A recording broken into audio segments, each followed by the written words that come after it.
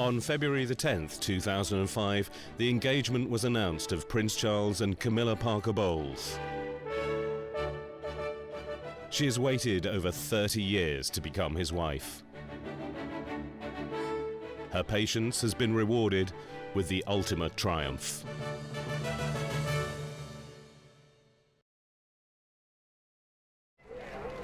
From soldier's wife to royal mistress to royal consort, Camilla Parker Bowles has made a unique transformation. This majestic makeover has been achieved by expensive grooming. Cosmetic dentistry, Botox injections, and even a facelift have been rumoured. Dowdy country clothes have been banished and replaced by sleek new outfits. Couture houses such as Valentino and Versace now clothe the mature figure so loved by the Prince of Wales. No longer hiding in rural seclusion, Camilla enjoys the ritz and glitz of her celebrity status.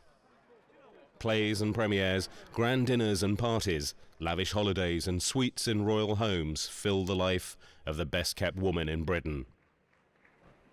Camilla was carefully repackaged and presented to the public as a wife-in-waiting. She is the official Mrs. Wales. She's having a wonderful time. Money is no object. Charles adores her. He showers her with jewels. She is a very rich woman now, thanks to her royal lover. A front row place beside the catwalk at fashion parades, such as Stella McCartney's Chloe show in Paris, mark Camilla as a client with international prestige. She's learned to dress the royal way, with restrained outfits, conspicuous hats, and serious jewellery. Camilla gets sent to New York to have a bit of a makeover, and she gets given a big clothes allowance by Charles to go and look right. The one thing where she does, of course, score wonderfully now, she is beginning to get some decent jewellery, the proper stuff from Charles. Camilla is adorned with fabulous gems at events such as her 50th birthday party held at Highgrove, Charles's country home. At his 50th party, she wore this aquamarine and diamond necklace. It belonged to her great-grandmother, Alice Keppel, mistress of King Edward VII, Charles's great-great-grandfather. Charles is fascinated by today's repetition of their great romance. He goes out of his way to find jewellery which belonged to her great-grandmother, Alice Keppel. He wants to revisit history, and what he's done is gone out of his way to try and find all the jewellery which King Edward VII gave to Alice Keppel and give it back to Camilla. Now, you can call it sentimental, or you can call it what you want. Some would call it expensive. Charles learnt that a well-kept mistress can cost as much as a wife. Camilla wears clothes from Versace, one of Diana's favourite fashion labels. The princess wore a Versace gown in Chicago in 1996.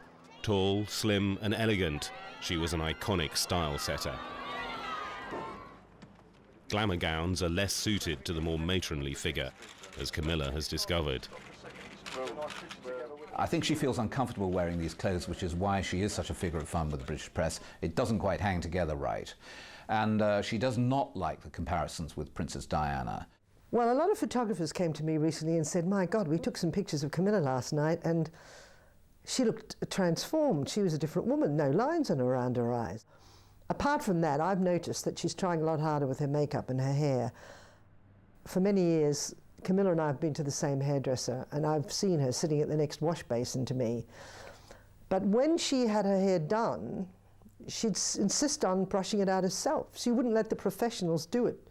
And she always had a kind of 1970s bad Farrah Fawcett Majors kind of look to her hair that was very dated, but she seemed to like it like that. That seems to have changed. It's a bit more slick, it's a bit more polished, a bit more professional nowadays, so she's certainly trying harder. And one reason for that, so I'm told, could be that she's worried about hanging on to her prince, and she's trying very hard to look the part and to keep him. Luxurious holidays, courtesy of wealthy friends with sumptuous villas and palatial yachts, have a certain appeal. A Greek islands cruise on the mega yacht Alexander cost $90,000 a day, but it's free to Charles, Camilla and their guests. There are Charles's residences to enjoy. Highgrove, with its cherished gardens and admired architecture, was chosen by Camilla. It's where she stables her horses, convenient for a woman who likes to hunt with the local gentry, a hobby which costs Charles around £45,000 a year.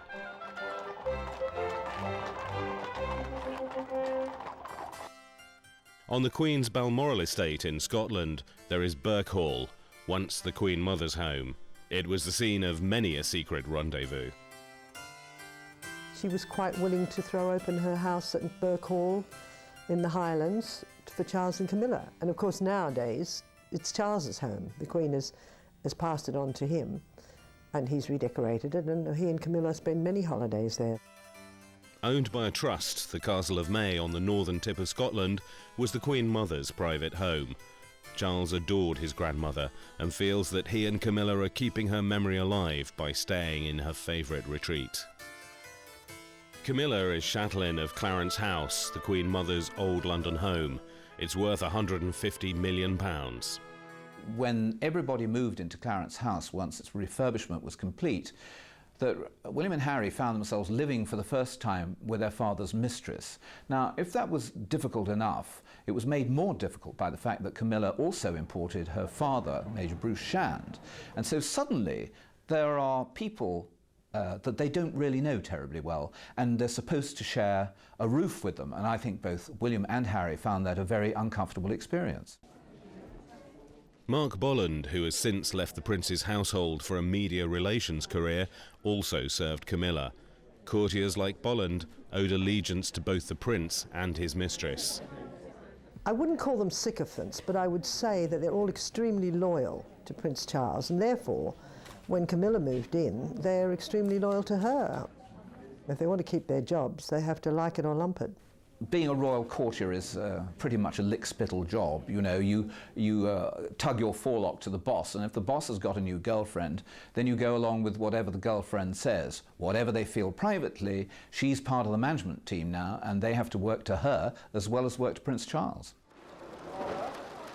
It's a wonderful life for a woman who lives like a queen, but has few duties, except taking over Charles's splendid homes. Camilla is now running the royal show. She's in charge of 3 royal residences, Clarence House, the main royal residence, Birk Hall, the Scottish residence, and Highgrove, which you must remember is the house that she chose for Prince Charles, not Prince Charles choosing for himself. She had a very strong say in the way that the houses were refurbished. She oversaw the way that the gardens were reorganised, and she really runs the everyday business of all the royal palaces on Prince Charles's behalf. She's a very powerful figure in that way, and although we don't see very much of her in public at the moment, you mustn't underestimate the power which she wields, both over the Prince of Wales and the Prince of Wales's staff and households. Camilla's own home, Raymill House, was bought after her divorce in 1995. Smaller and less imposing than Highgrove a few miles away, the house was redecorated and the gardens maintained to exacting standards, with costs met by Charles. Members of his close circle helped to buy the property. When she wanted to buy her country home in Wiltshire, a group of Prince Charles's friends raised the money for the mortgage, and so they kind of bailed her out. Apart from the upkeep of the 17-acre estate, Charles also pays for Camilla's security system. He provides her with highly trained bodyguards to protect her from harm. In 1997, Camilla had a minor accident on the winding roads leading to Highgrove. Charles pays all her motoring costs. Certainly now, her clothes, her running expenses, her car, the 2 former police people who look after her, chauffeur her around and act as her protection officers, they're all paid for by Prince Charles. Camilla undertakes some low-key charity work. She became a patron of the Wiltshire Bobby Vans Appeal, a scheme which provides voluntary home security. In 2004, she joined Prince Charles on a public engagement for the appeal. Her sister, Annabel Elliott, came to see the couple's fundraising attempt. They were warmly received in a county which is home territory for Camilla, a shrewd way of guaranteeing public approval for their relationship. One onlooker told the press, "It's nice to see them together. They've got a life to lead, haven't they? I don't see why not. We can't all live in the past." But this campaign to launch Camilla as a charity queen has had to proceed with caution. If she did take on more charity work, she might be accused of following in, or trying to follow in Diana's footsteps. But the problem is she's not very good. What her biographer, Christopher Wilson, described it to me like this. He said, she's great one-to-one, but she's no good with a crowd. The difficulty for Camilla is she's uneasy in the presence of the British public. Diana had a wonderful magnetic charm which made everybody feel better once they'd spoken to her or met her, and so it made her an absolute natural going out on the charity circuit, raising money and raising awareness. Camilla just doesn't have that common touch, and as a result she has stayed away from the one vehicle which could bring her in contact with the British public and allow the British public to assess for themselves whether this woman who lives with the Prince of Wales is worthy of their support. In 1997, Camilla became a patron of the National Osteoporosis Society. Although she had a personal interest in the bone-thinning disease, the charity was a useful launching point for a more public role. Posing with British celebrities to raise the charity's profile also served to enhance her own. She became president of the society in 2001. Her self-assurance grew quickly as she took on more engagements. In 2002, she attended the Society's book launch. What's so special about this little book of calm? Well, I think anybody who's very interested in osteoporosis should read it. It's very cheap, it's very good reading, and it'll tell you all about it. Why are you particularly interested in it? My mother died. Thank you. Acting as an ambassador for the Society, she attended the World Congress on Osteoporosis in Lisbon, opened by Queen Rania of Jordan. Camilla made a speech. My family knew nothing about osteoporosis. The local GP was kind and sympathetic, but he, like us, was able to do little to alleviate the terrible pain my mother suffered so stoically. We watched in horror as she quite literally shrunk in front of our eyes. Camilla took her place with confidence at this round table of international women's leaders. She had begun to perform like a royal.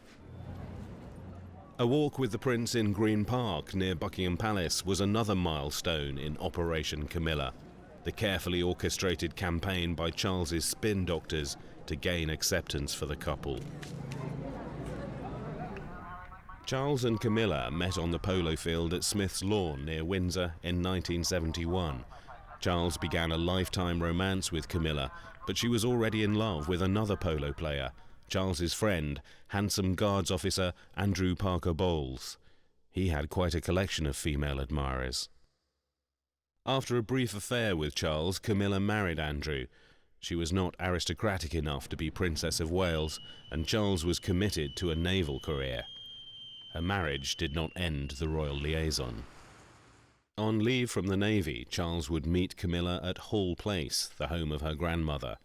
Camilla helped him choose a wife to provide heirs to the throne.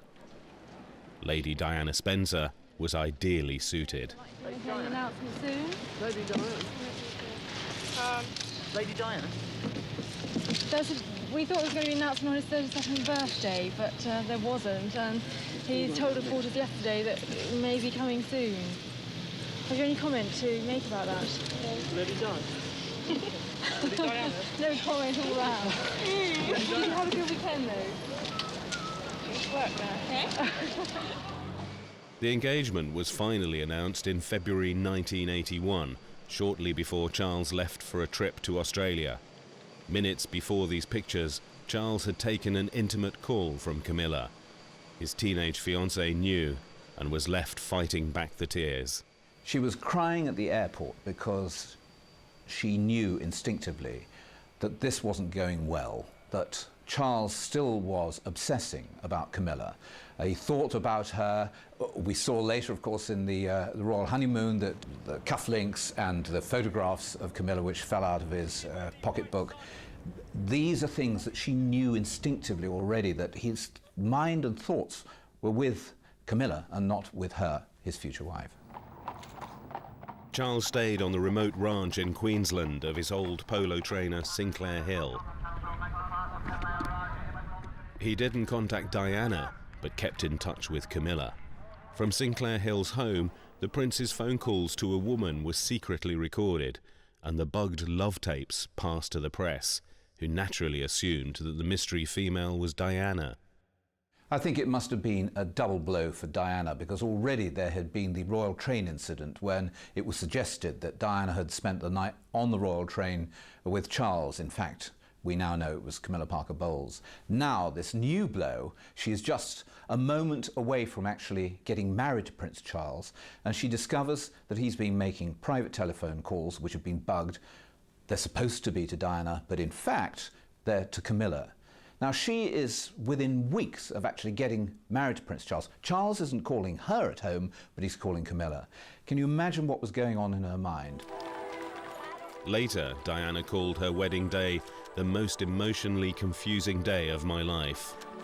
Camilla had been in St. Paul's Cathedral as Diana and Charles exchanged their wedding vows. For several years, the palace protected the fairy tale. When the palace deceived the British public and the media about the state of the marriage of Charles and Diana and the fact that Camilla was involved, they always operate at the palace a defensive public relations system, not an offensive one. So they were trying to protect his reputation. And a lot of people were fooled for a long time, myself included. I thought that he's far too noble a person to be unfaithful to his wife and betray his marriage vows. But he said, "Do you expect me to be the first Prince of Wales doesn't have a mistress?" Leading the guard of honour for the carriage taking the couple to their honeymoon was Camilla's husband, Andrew Parker Bowles. A page at the Queen's coronation, he was now a lieutenant colonel with the Household Cavalry. Interviewed that day, he described Charles as a marvellous leader and a marvellous man. Very few knew that Bowley Hyde Manor, the Parker Bowles' home a few minutes' drive from Highgrove, had been used for trysts between Charles and Camilla. In time, Camilla also made secret visits to Highgrove. It's important to remember that when she got married, Highgrove was Diana's home. I mean, Kensington Palace was her London base, but Highgrove was home. And on the occasions I visited the house, it was her place. But I think as the marriage deteriorated and she knew that Highgrove was where her husband entertained Camilla Parker Bowles, obviously her views on the place changed. So that by the time she left, she metaphorically and pretty much literally shook the dust of it off her shoes. Charles had bought Highgrove to be close to Camilla. It's near the Gloucestershire town of Tetbury, with its centuries-old buildings. Despite its quaint charm, Diana never felt at ease in the area. It was too near Camilla and the Beaufort hunt. At this time, Diana didn't ride, and she was suspicious of the hunting set, who might provide opportunities for Charles to see Camilla. Once when she was having lunch, the hunts sort of came galloping through the garden, the local hunt, the Beaufort, and she was outraged because Prince Charles jumped up and left his lunch to get cold on the table and rushed out to sort of look at them, and she was furious. Charles also met Camilla at safe houses loaned by friends who encouraged his betrayal of Diana. They were photographed together at one of their secret locations, Glenselyn House near Brecon, owned by friends in Camilla's circle. In 1986, the Parker Bowles family moved to Middlewick House, again close to Highgrove. Caught out by the press, Charles made a frantic escape hidden under a blanket. He also journeyed to love nests round the country. The locations included Garraby Hall in Yorkshire, home of the Earl and Countess of Halifax; Eaton Hall in Cheshire, home of Anne, Duchess of Westminster; and Northmoor Farm, then the Suffolk home of the Van Cutsums. Florence in Tuscany was a shared passion. They visited a villa bought by King Edward VII for Alice Keppel. Here, they loved to paint. The couple visited Turkey in 1989. When these sneak pictures in the press failed to end the affair, Diana took action herself. Prince Charles really believed that he could manage his love life. He could keep Camilla in one compartment and Diana in the other, and he was appalled when he was invited by Lady Annabel Goldsmith to her house, Ormley Lodge, to go to a birthday party, to discover that Diana, who had also been invited, was actually going to come. Surprisingly, the Prince of Wales didn't expect the princess to go, but she did, and I went with both the Prince and Princess of Wales. And he was appalled at the thought that the two women in his life were actually going to meet, and all his worst nightmares came true. Camilla and Charles had nipped off together. They were having a private conversation downstairs away from the main party. Within about an hour or so, I heard my voice being shouted from the hallway, and it was the princess, and she was rather distressed, and she said to me, "Ken, I can't find the Prince of Wales." So I said, "Well, you know, there's not much I can do." Well, you know, why? She says, "Well, you know, I can't see Camilla either." So there was a sort of a rather serious tone that came, expression came across her face. She said, "Will you come and help me find them?" Finally, Diana cracked. She raced down the stairs. She confronted Camilla and said, "Leave my husband alone."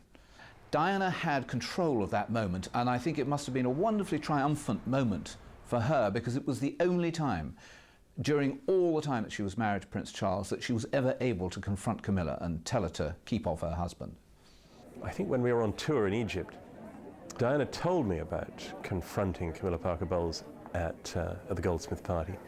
And I mean, it didn't surprise me very much, because I knew the princess was a pretty feisty lady. And I was quite pleased on her behalf that she was confronting somebody who she felt was a very unwelcome intrusion in her life. Diana privately nicknamed Camilla the Rottweiler. Camilla called her Barbie, after the doll. Everyone in royal circles knew that Charles and Diana now lived separate lives. Charles played polo every summer, a hobby Diana disliked almost as much as hunting. In 1990, the prince broke his arm in a dangerous fall.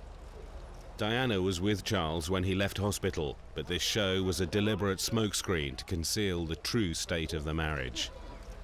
They went home to Highgrove together, but Diana soon left its front door for London, and Camilla arrived by the back entrance to nurse the prince.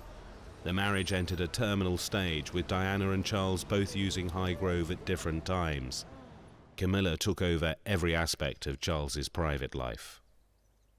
She is a mother to Charles, she's a nanny, she's a nurse, she's a mistress, she's somebody who treats him as a little boy, which I think is what he wants half the time.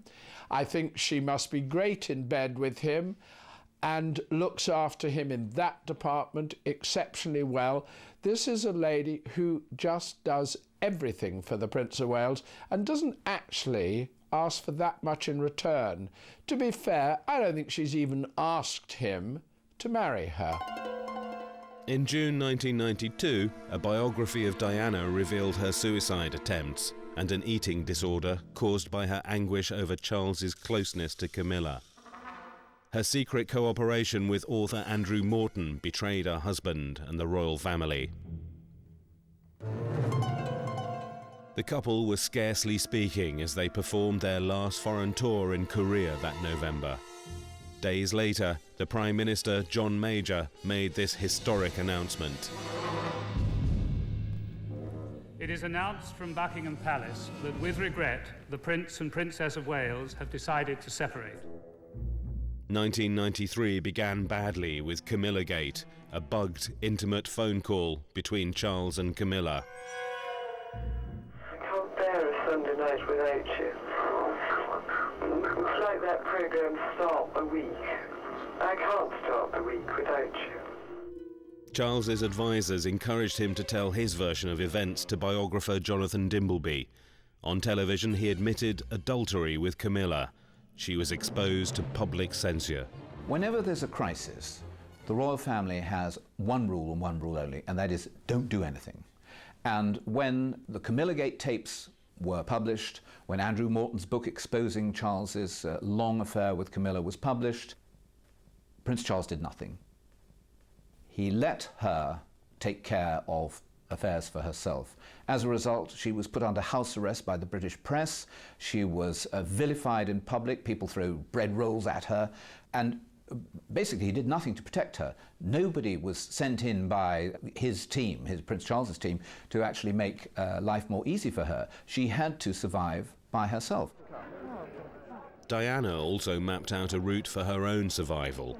On the night of Charles's televised admission of adultery, she upstaged him by wearing one of her most daring dresses at a charity event. A year later, she bared her soul in a remarkable interview for the programme Panorama. She spoke of her illnesses, her despair, and her feelings of failure as a wife. With calculated revenge, she blamed Camilla. Do you think Mrs. Parker Bowles was a factor in the breakdown of your marriage? Well, there were 3 of us in this marriage, so it was a bit crowded. Famously, Diana said that there were 3 in her marriage, by which I guess she was referring to Camilla Parker Bowles. And it's a fair bet that if there had only been 2 in the marriage, then it would have been easier for those 2 to do what was, after all, their duty constitutionally, which was to stay married. I think that's sometimes forgotten, that fairy tale wedding in St. Paul's in 1981 was the Windsor dynasty's best bet for long-term survival. And the fact that didn't work, for whatever reason, whether it was Camilla Parker Bowles or anything else, is the gravest, most dangerous threat to the long-term future of the dynasty. Camilla and Andrew Parker Bowles were divorced in early 1995, a few months after Charles's admission of adultery. Andrew had been embarrassed by his longtime friend and fellow army officer. Camilla remained silent. When Camilla got divorced from Andrew Parker Bowles, the only reason that happened was 100% Prince Charles's fault. It would never have happened if he hadn't humiliated Andrew Parker Bowles by going on television. He admitted that he'd been unfaithful. 3 days later, it was as quick as that, Andrew then said a divorce has to go ahead. In fact, he behaved very well. He became the guilty party. It was very old-fashioned, and he took all the blame, and I think she divorced him.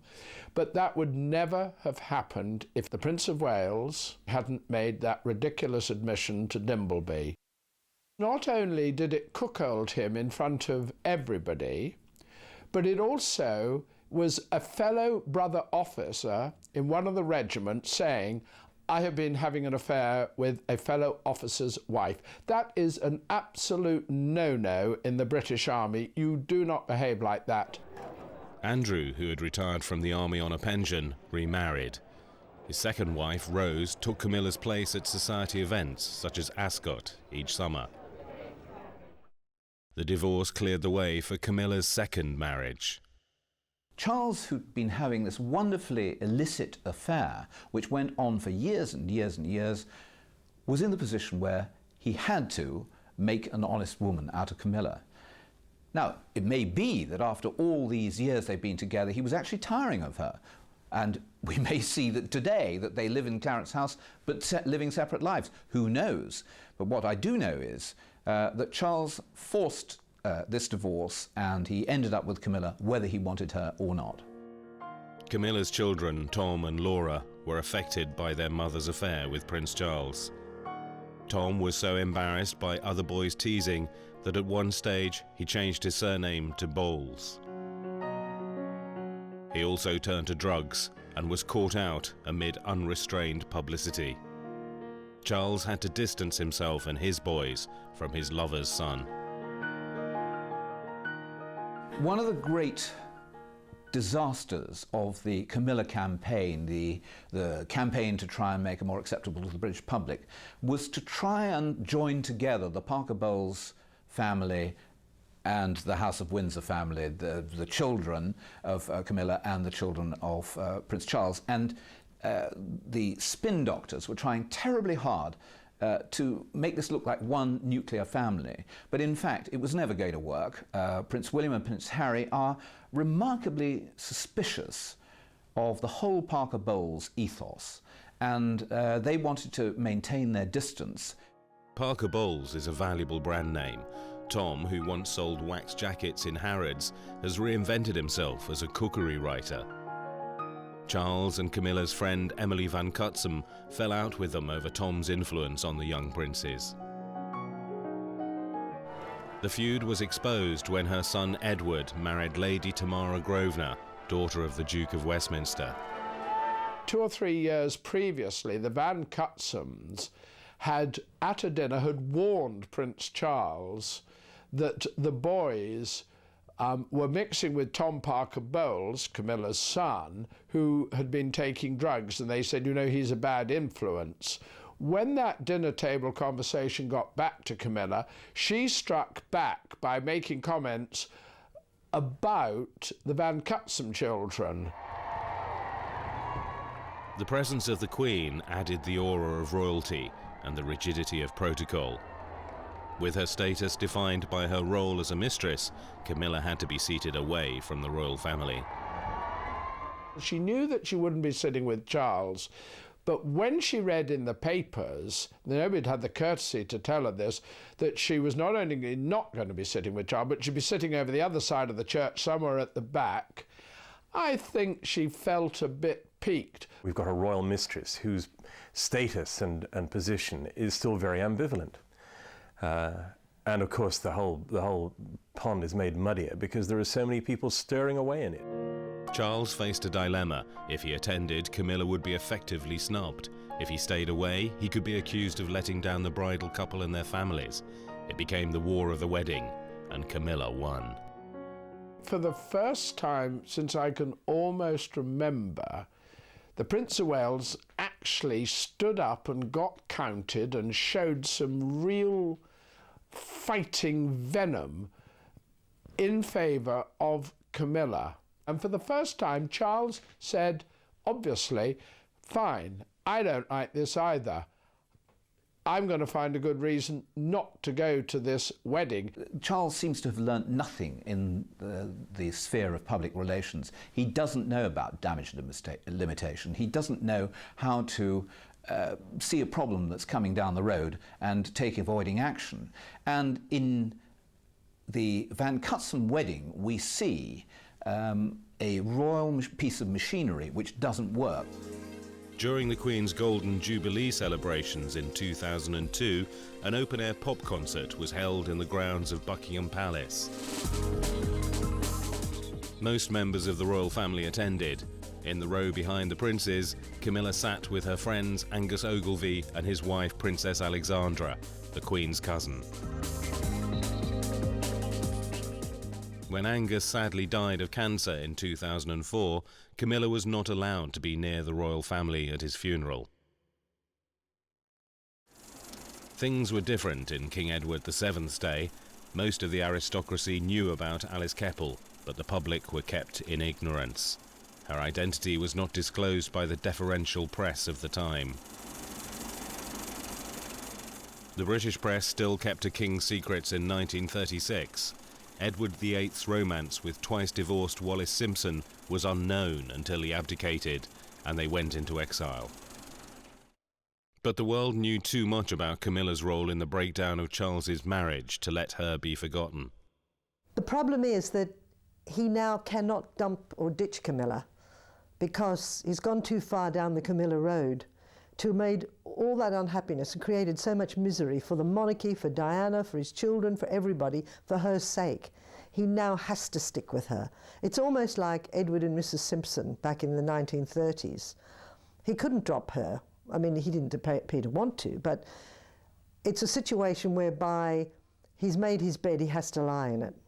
It's almost like the famous saying that, you know, when you marry the mistress, you create a vacancy. And I've always felt that Prince Charles was a natural bachelor. I remember the days before he was married, and I thought, he doesn't need a wife. He's got housekeepers galore, he's got valets, he's got, you know, butlers, he's got everything that a normal man needs to run his household. A wife was just an accessory. What he really needed was a mistress. Another contender for that role was blonde Australian-born Lady Tryon, married to another of Charles's friends. Nicknamed Kanga by Charles, she ran a smart dress shop in London. She was injured in a fall and confined to a wheelchair and died shortly after Diana in 1997. Before her death, she recalled her friendship with Charles. Just because he happens to be Prince of Wales doesn't mean he's any different from lots of other friends, and I love my friends and I love him a lot, but there's a very different thing saying you're in love with someone than that you love them, and my friends have been a wonderful, wonderful support. After their parents' separation, William and Harry were given a young nanny, Tiggy Legg Burke, a daughter of a courtier. Her family were respected Welsh landowners, and Charles often stayed on the family's Glanwsk estate. Both Diana and Camilla were jealous of Tiggy's easy relationship with Charles. This led to rumours that despite his reliance on Camilla, Charles still had a roving eye. Camilla seems to be the kind of nanny that he had when he was a small boy and that nurtured him, and the person he ran to when he was upset. And she sort of replaced the mother that he never really had because his mother was too busy running the country or reigning. And I think he's now old enough to feel a bit trapped by that. He has had friendships in inverted commas, with other ladies. And maybe they were when Camilla wasn't available, who knows, but he certainly has had other friendships. And perhaps he thought, well, you know, if I were a free agent, I'd be able to have a little bit more fun. Camilla, how do you feel in Chile? Think that is what it goes. Camilla's reputation preceded her. When her old friend Lucia Santa Cruz invited her to a home in Chile, Camilla received the frenzied paparazzi treatment once endured by Diana.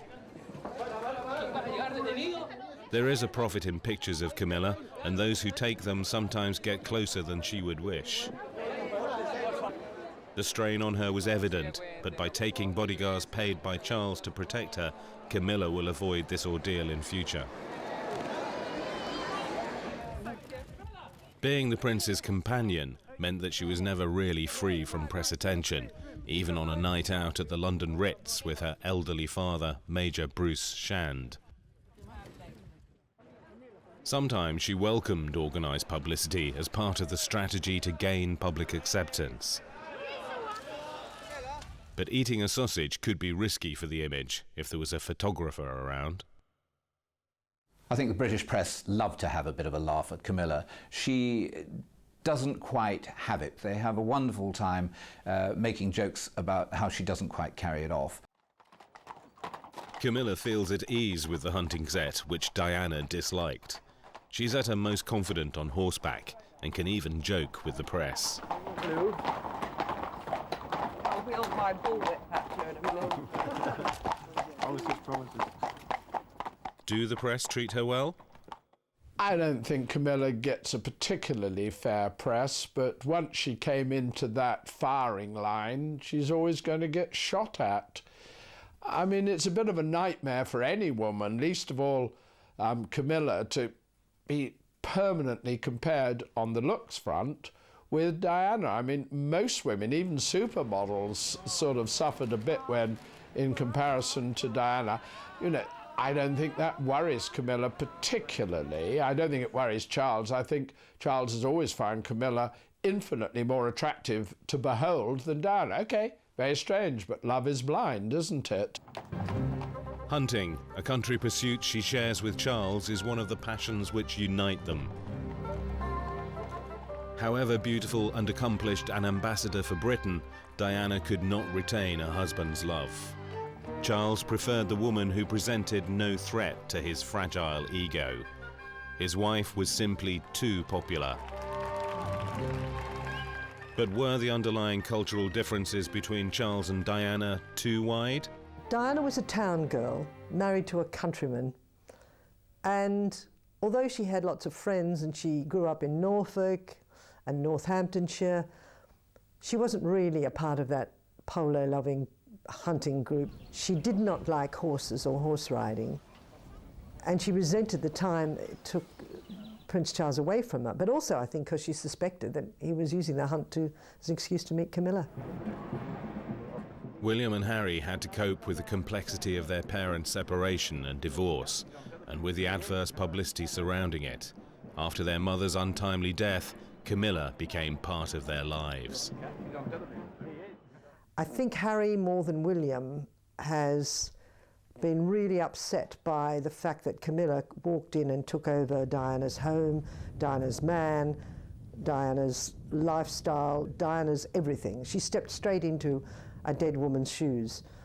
And Harry, who was perhaps, you know, the baby of the family, much closer to his mother than William, he bitterly resents that. Prince William seems to be very diplomatic and very conciliatory. He knows his father's had a rough time, and he seems to think, well, if it makes you happy, Dad, fine. Because remember, William hasn't really been around very much at home. He's been away at university for the last 4 years, more or less, so he hasn't had to put up much with Camilla. It's been worse for Prince Harry, who seems very unforgiving and not ready to accept Camilla in his life whatsoever. They have always felt uncomfortable in her presence, and it is significant that although they moved into Clarence's house as part of the so-called nuclear family of the House of Wales, they've moved back into their old apartments at St James's Palace. They just don't want to be close to Camilla. The couple considered marrying in Scotland to sidestep any difficulties presented by the Church of England, of which Charles will be supreme governor. Charles's divorced sister Anne married Tim Lawrence at Balmoral under easier Church of Scotland rules in 1992. For Charles, a compromise was reached. The Church has had a very significant role in forcing Charles's hand in marriage. They have been very uncomfortable for a long time to see Charles and Camilla living, as they see it, in sin. The difficulty they faced is that the Church is split over this. The evangelical side of it really believes that Charles is beyond the pale and can never really hold any responsible role within the Church of England, and so they don't want to see a marriage at all. The pragmatist side of the Church of England wants to see this problem solved, and in the end it was the pragmatists who won. Camilla was carefully positioned during the Jubilee pop concert in Buckingham Palace Gardens. Not allowed to sit beside Charles and his sons, she was kept well away from the Queen, who simply ignored her. I've no idea what the Queen thinks of Camilla Parker Bowles, and very, very few people do have an accurate idea of what the Queen thinks of Camilla Parker Bowles. I think it's quite eloquent that the Queen has obviously been at some pains to distance herself from the Prince's mistress, despite complicated and expensive attempts by the Prince to manipulate the media in Camilla's favour. People don't yet regard her as somebody they want to see on the balcony of Buckingham Palace one day. They may never think that she's a suitable person to do that. And until then, I'm sure the Queen is wise to leave her own views tantalisingly unspecific. As head of state and supreme governor of the Church of England, the Queen is always conscious of the example she sets. For years she has kept a delicate balance, knowing that Charles's adultery with Camilla could easily impact on her own standing and popularity. For this reason, she avoided confronting the Camilla issue. The Queen has her own thoughts on this. She has a constituency she has to answer to, the right-minded people of this country, people who believe in morality and not in adultery, people who she wants to represent. She wants to put distance between herself and Camilla because she has her eye on history. She believes that she is now contending with Queen Victoria to be the great sovereign of this nation, and she doesn't want anything to taint that history when it is written. And certainly by involving herself with Camilla Parker Bowles, it can only be a downside. So the Queen will always maintain a very large distance between herself and Camilla. Charles told the Queen that Camilla is the one non-negotiable area of his life. He made public appearances with Camilla, which put the Queen in a difficult position. We can see over the period of the last 3 or 4 years that she's been snookered more than once. She has been pushed by Prince Charles and his courtiers into doing things that she would prefer not to do. The Queen does not accept Camilla Parker Bowles, and that is a problem for the future. The plan is for Camilla to be Her Royal Highness the Duchess of Cornwall while the Queen is alive, and Princess Consort when Charles becomes king. This is an apparent contravention of English law, but it leaves the door open for her to become a Queen Consort. While Charles is living with Camilla and they're married in all but name, that doesn't seem to matter much to people, to the British public at large anyway. They sort of think, oh, well, he deserves a bit of happiness. But at the same time, if you question them and say, would you like Camilla to be Queen, they get horrified. The fact is that she's automatically Queen. That's it. That's the law of the land here, that a woman takes on the rights and titles of her husband. Edward VIII was forced to choose between the throne and Wallis Simpson. His Prime Minister, Stanley Baldwin, warned him, in the choice of a queen, the voice of the people must be heard. He chose abdication and married Mrs. Simpson at the Château de Condé in France, but she was denied the title Her Royal Highness. As Duke and Duchess of Windsor, they spent the rest of their lives in exile. Charles has pursued a high-risk strategy to keep the throne and the woman he loves. The divorced and widowed prince looks poignantly alone on his solo engagements. He will be happier with Camilla at his side, but could her presence damage the monarchy, which still depends on public acceptance in Britain and in the Commonwealth countries? Speculation will continue over the constitutional problems raised by the royal marriage. Reactions to Camilla show divisions of national opinion. Some feel that Charles has put Camilla before his duty and should surrender his rights to the throne. The Queen, too, is concerned over Charles's ability to ensure the survival of the monarchy. She believes that the monarchy is only as strong as the weakest link. And right now, Prince Charles certainly looks like the weakest link. He seems to have sacrificed everything. I mean, at one stage, we all thought, you can have either Camilla or the crown, but you can't have both. Well, he sort of said, no, I'm going to have both. The long shadow of Diana reaches over Charles and Camilla's marriage. Will they ever be allowed to forget the fairy tale wedding that ended in misery and tragedy? I think the great British public are ready to forget, and they're probably not ready to forgive. And so they will always eye Camilla with slight suspicion, a lingering disregard. She will never be a darling of the people like Diana was. There's too much against her. But at the same time, I think everybody realizes that this marriage had to occur.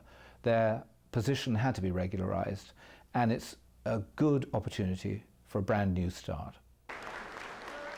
The newly engaged Camilla posed with Charles at Windsor Castle, wearing a £500,000 diamond ring from the late Queen Mother's collection. How are you feeling, ma'am? All right. Just all right? I'm just coming down to earth. Did you get down on one knee to propose? Of course. Are you very happy, sir? Are you very happy? This is the unlikely story of a woman who won a prince against all odds. Now she has a harder task ahead. Winning the hearts of the people will not be as easy.